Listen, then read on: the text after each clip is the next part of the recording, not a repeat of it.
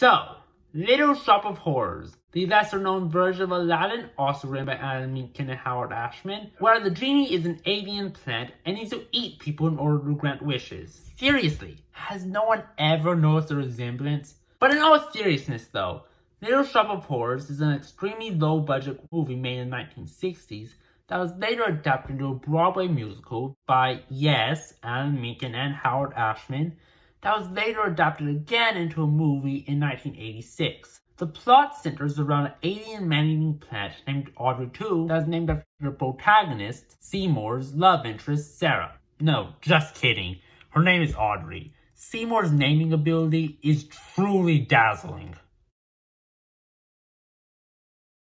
Anyways, Audrey Two manipulates Seymour to feed people to it in return for fame, fortune, adoption, and a relationship with Audrey. The more people Seymour feeds to it, the bigger it gets, until it's the size of a building and ends up taking over the world. Big surprise here, that was its plan all along. It was Audrey Two all along. But how does Audrey Two go from a weak, helpless plant to taking over the world? That's why I come to you today with a theory! It starts in realizing that people in the play and movie act really stupid around Audrey Two. And not just their normal kind of stupid. I mean like dropping your keys in a volcano and jumping after them. Kind of stupid. For instance, Seymour, who is described as a sweet and compassionate person, resorts to murdering the sadistic dentist and Audrey's abusive boyfriend, Orin Scrivello, in just one musical number. Now, to be honest, Feed Me is a very good and catchy musical number, and he did have Audrey's well-being at heart, but still! I'm no expert, but I'm pretty sure there are some better ways to get with the girl of your dreams than murder! For instance, why couldn't you have just, I don't know, told Audrey to get a restraining order against the guy, or call the police on him? He was literally removing teeth with a rusty drill. I'm pretty sure he violated quite a few health codes. And then there's Mr. Mushnick, the owner of the flower shop. Just like anyone using their big boy brain, or anyone using their brain at all, he starts to suspect Seymour of murder in the second act of the play and confronts him about it. He is about to take Seymour to the police when Seymour tells him that he left the dangerous seats inside the plant. And then Mushnick, being the genius that he is, decides to climb inside of the plant to check. Let me remind you that he already suspects Seymour of murder, and he doesn't even check the safe to see if Seymour is telling the truth. He just climbs on in there as if nothing's out of the ordinary. The dangerous seats are right in there, Mr. Mushnick. Well, why can I see them? Oh, they're probably just under the tongue. Yup, seems legit. Yeet! The next person to lose brain cells in the show is Audrey. During the song Salmonex, she walks right up to the creepy singing plant and does exactly what I asked of her. Like, what was she thinking? Look, I understand she isn't exactly the sharpest tool in the shed, but Orin disappeared mysteriously. Mushnick disappeared mysteriously. Seymour's been complaining about not having enough food for the plant. It isn't exactly hard to figure out. And she didn't even ask Seymour about it. She just walked right up there. Like, oh, creepy singing plant? That's totally normal. By the end of the play, you would think that Seymour would know a few things about Audrey Two. Like the fact that it has teeth and can eat people. You fools. You would think that, wouldn't you? Well, as it turns out, that at the end of the play, our boy Seymour jumps inside of Audrey Two to chop it up from the inside, in what appears to be at face value a heroic, self-sacrificial act. But that's it!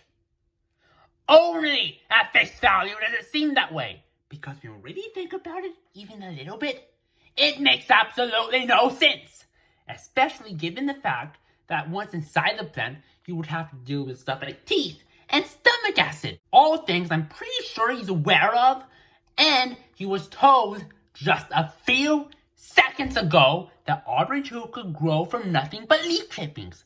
So what do you think would happen if you chop it up into a million pieces?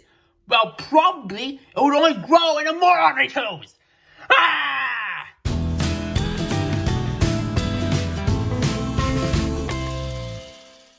But what if all these characters' dumb and uncharacteristic decisions were not just bad writing, but instead intentional choices to show that Audrey Two is controlling everyone with telepathic powers? Now, if it was just the main characters who made these irrational decisions, I'd be a little picky, because yes, I understand that for the sake of story and plot, sometimes the main characters have to make dumb decisions. But it's not just occasionally the main characters in the case of Little Shop of Horrors. In both the play and the movie, literally the entire world goes crazy over Audrey Two. And this is a crucial plot point, because it was Seymour's newfound fame that Audrey Two uses as leverage against him. After all, without Audrey Two, Seymour would just be a poor nobody again. But this makes no sense, because new plant species are discovered all the time, but they don't give people the worldwide fame and recognition that Seymour got. For instance, Hectostylus finzelli was discovered along the Tennessee River last year. Do you know who you have probably never heard about until now, and whose face you won't see on Life magazine? Brian Finzel, the guy who discovered them. Now, this and everyone else's stupidity makes a whole lot more sense if Audrey Two had the ability to mind control people. After all, why would it make promises such as fame and fortune if it wasn't capable of ensuring that those things would happen? My second point comes in the fact that in several parts of both the play and movie, Audrey Two is full of shouting, yelling, and belting show tunes, but yet, only the people it intends to hear it actually ever do. Kind of as if it only ever talks to people in their heads. And no, I am not crapping on the illogicality of musical numbers and musicals, but the fact that even people are staying right next to the intended recipient can't hear Audrey Two, and the interesting choice of words in its song, makes me think that it only ever talks to people in their heads. Just take a look at the lyrics of the song Supper Time.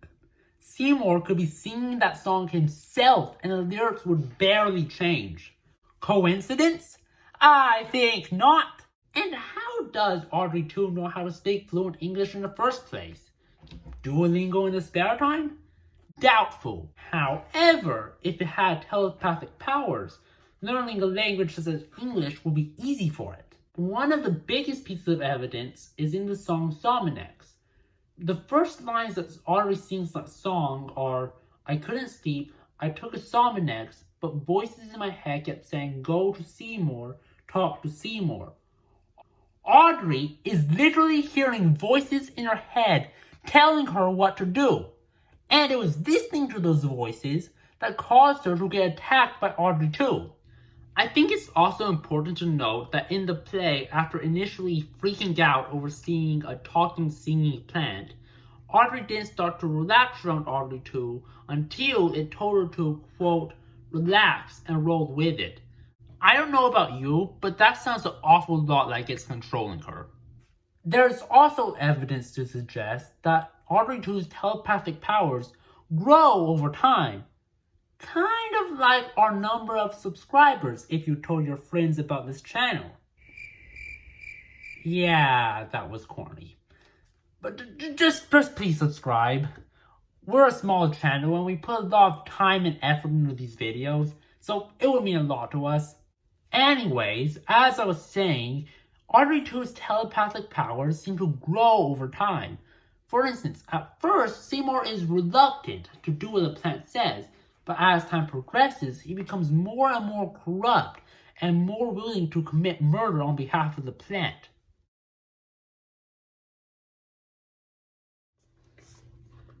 And with that, we conclude our Little Shop of Horrors theory. Tell us what you think down in the comments. Do you think Audrey Two has telepathic powers? Or are we just overthinking it again, like we do with everything on this channel?